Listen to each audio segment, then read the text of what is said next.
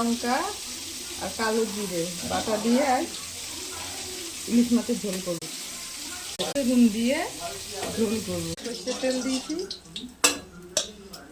ভালো করে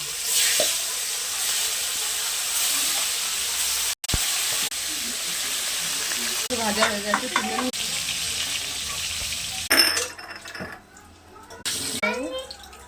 দিয়ে দিলাম, শুকনো লঙ্কা দিয়ে এগুলো ভেজে নেবো ভালো করে।